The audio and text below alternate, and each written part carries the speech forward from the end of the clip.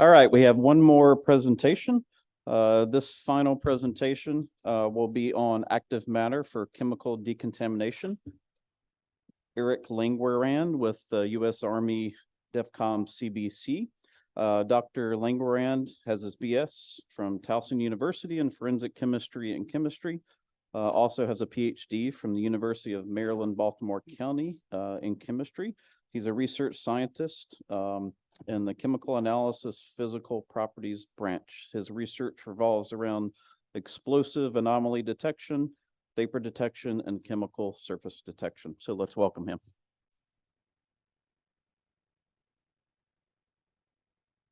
Thank you for the introduction. My name is actually Matt Collins. I work with Eric Langran. We're working together on this project. He's here in the audience, I believe. So thank you for sticking around for the talk today. So I'll be talking about active matter for chemical decontamination. This is a collaboration between us at the Chemical Biological Center and also Penn State University. So the main point of this project, bottom line, is basically we're taking a previously established metal organic framework that has been extensively researched for chemical CWA decontamination, and we're adding active motion to it so that the active sites of the material that achieves CWA decon can reach those analyte CWA or simulant molecules to achieve faster decon. So essentially, if you have these particulate matter that we're using for decon purposes, a lot of times you have to actually use stirring because you're limited in waiting for the diffusion of the actual analyte molecule to reach the active site. So by making the thing that's causing the decon actively move around, it can actually seek out those molecules to achieve the decon. So for this, we're using metal organic framework-based micromotors. We're essentially growing these metal organic frameworks on these micromotor particles. And then the bottom line up front, which I've said, is basically we're comparing these MOF-based micromotors versus MOF particles that don't have any active motion, and we should see that the decon of or any organophosphate-based simulants and CWAs are faster with the active micromotors. So for this project, there's three kind of main components I'll be going over. This is what I'll talk about: the synthesis, the motion characterization of these motors, and then the action of the actual decon. So one thing about these micromotors is you'll hear them referred to as Janus micromotors. This is just referring to that they have two faces or two different sides named after the Roman god of Janus. So these particles themselves, even though they're spherical, they have two different distinct materials on the surfaces. So this is typically, one side has a catalytic metal such as silver or platinum that when exposed to a hydrogen peroxide fuel will break down the hydrogen peroxide to achieve active motion. So these particles, even though they're asymmetric in material, they're actually just circular particles. So you can kind of think of it as kind of like a Dr. Jekyll, Mr. Hyde comparison. So a little bit about the active matter for their different mechanisms of movement. There's actually several different mechanisms that these micromotors can use to achieve motion. I'll just focus on two main ones that we're looking at today. So the first one is if these particles are less than 10 micrometers, the mechanism is said to be self-electrophoretic or self-diffusiophoresis.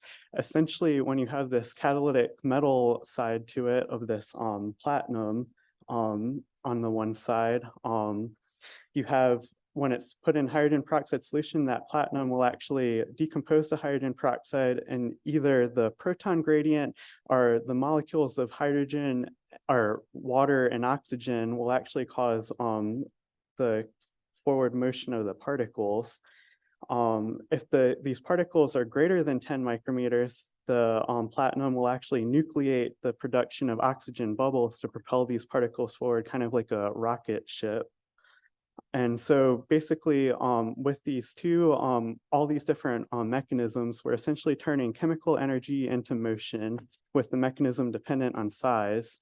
We can also vary kind of the morphology and size and shape of the particles for different applications. Some different applications that are being looked at is targeted drug delivery for like cancer purposes. There's also self-assembly where we can try to get these particles to come together to make a emergent larger structure with high organization.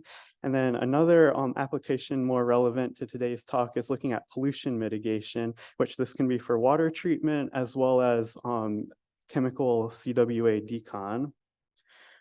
So a little bit just about previous research about using these micromotor particles to increase kinetics of chemical reactions.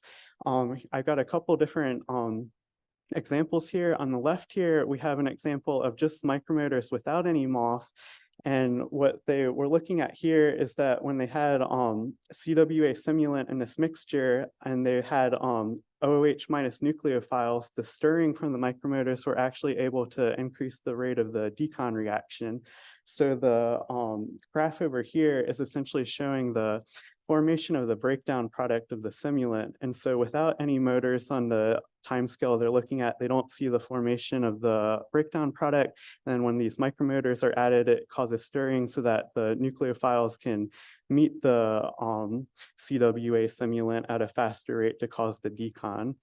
On the right here, here's another example. So this is with MOF motors, but without any chem bio in it. So this is more for a environmental pollution mitigation application, where they looked at these motors to pick up these organic pollutants to get rid of it out of water, like water applications. And so the goal of this project is to kind of combine these two concepts of micromotor decon with chem bio, or micromotor decon with MOFs motors for CWA decon, to see how can adding motion aid in the decon efficiency.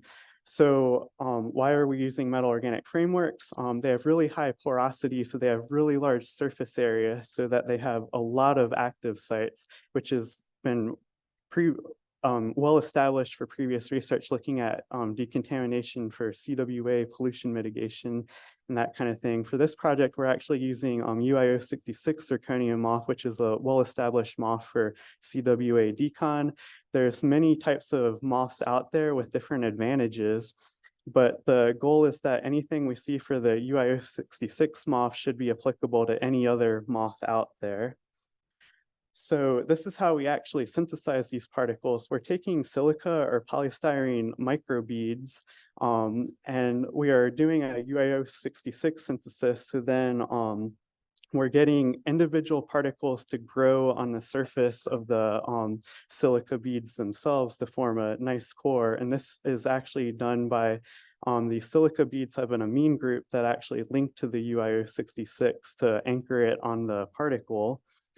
Then we're putting them into a high evaporating solvent such as methanol or ethanol and drop casting them on glass slides to form a monolayer of particles. The reason why we want them on glass slides is that we have the glass slide actually almost is like a shielding effect where it covers the one side that's in contact with all the particles. So when we do thin metal deposition with a catalytic metal such as silver or platinum, we get the top side of the particle is covered in the metal. The side of the particle that's in contact with the glass doesn't get coated. So then we wash and extract them into solution. This results in our single particles that when they're in solution with hydrogen peroxide fuel, on the one side, you get the reaction to decompose hydrogen peroxide for the motion. And on the other side, we get the UIO66 present to perform the hydrolysis decon reaction.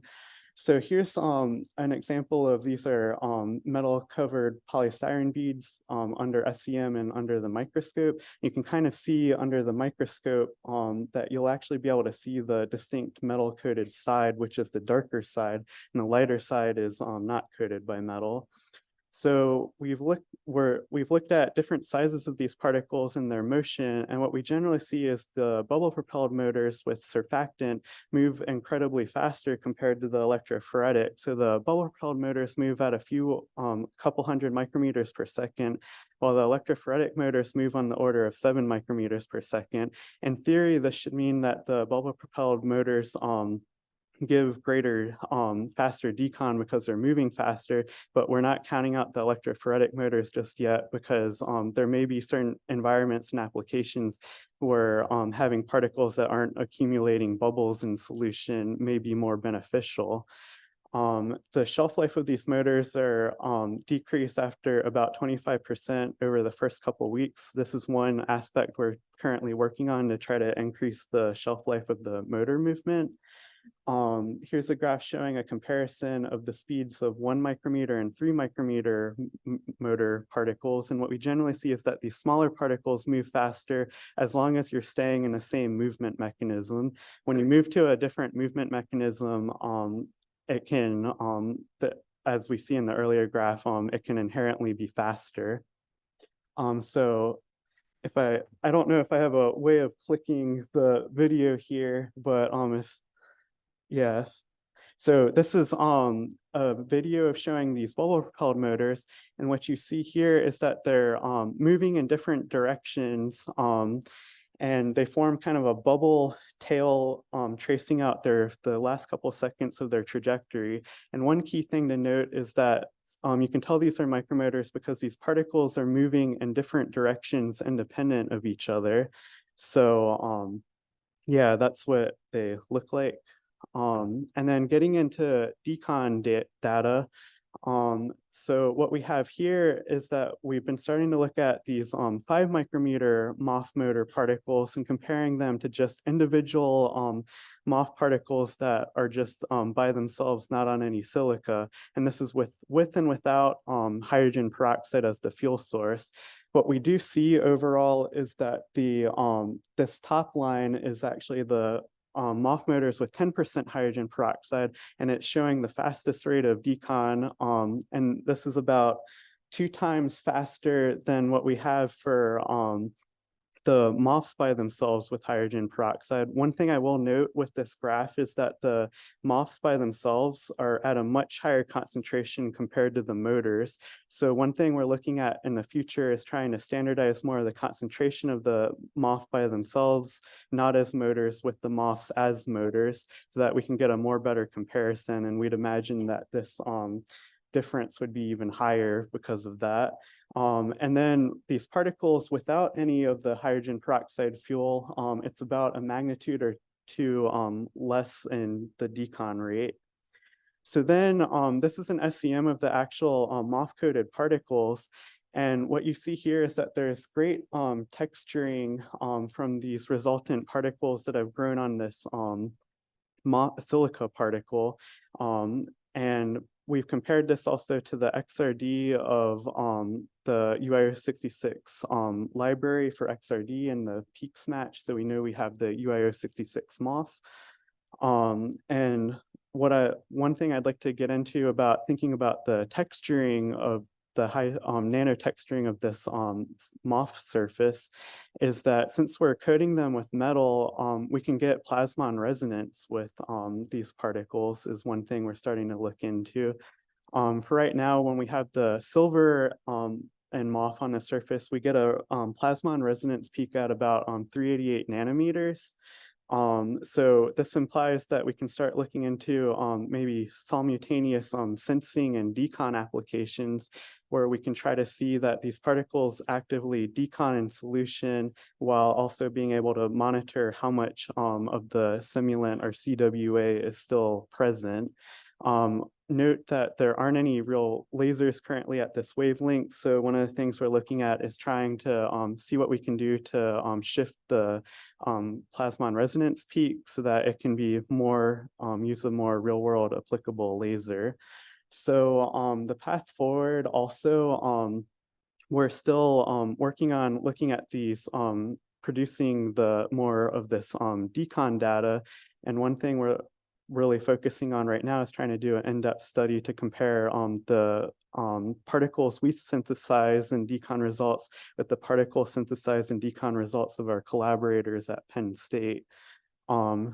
And then also another thing we're looking at for our path forward is we're looking at trying to switch up the chemistries of these micromotor particles a bit so that instead of using hydrogen peroxide, we can actually hopefully use the CWA itself as the fuel. So the active particle will actually use the fuel to get rid of the hazard source. So our conclusions, we've developed this micromotor particle for Decon. We've shown that they have the potential to hydrolyze simulant at a faster rate, and then we're working towards these specific applications. And thank you. Here's my funding source, and I'd like to thank all the people I work with at DevCom, CBC, and Penn State. And thank you for your time, and if there's any questions.